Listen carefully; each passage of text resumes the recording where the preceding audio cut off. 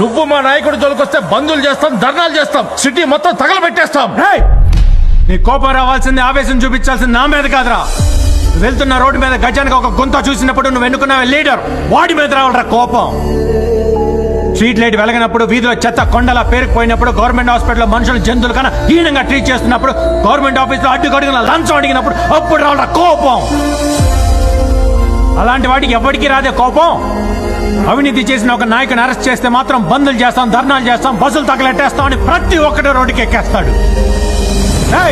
వాడు కాజేస్తుంది నీ అన్నాన్ని, నీ బతుకుని, నీ భవిష్యత్తును రా. రేపు అనుకోకుండా నీకేమన్నా ప్రమాదం జరిగితే నీ కుటుంబానికి అందాల్సిన సాయాన్ని కూడా స్కామ్ చేసి ఆక్సిడెంట్స్ కూడా కొట్టేస్తారా. కరెక్ట్ గా చెప్పారు సార్. ఇక్కడ కరప్షన్ వల్ల నాలాంటి కామన్ మ్యాన్ ఎన్ని కష్టాలు ఫేస్ చేస్తున్నాడు. ఈ దేశంలో కామన్ మ్యాన్ ఏం క్లీన్ కాదు brother. Is the most corrupted part of the system. Power లో ఉన్న పొలిటీషియన్ కన్నా ఓటేసే ఓటర్లోనే ఎక్కువ అవినీతి ఉంది. ఫ్రీగా ఇల్లు ఇస్తాం, కరెంట్ ఇస్తాం, రుణాలు మాఫీ చేస్తాం, ఓటుకు 5,000 ఇస్తాం అనగానే ముందు వెనక మంచి చెడు ఆలోచించకుండా ఓటేసేసి అవినీతి లేని సమాజం కావాలి, కరప్షన్ లేని కంట్రీ అంటే ఎక్కడి నుంచి వస్తాయి?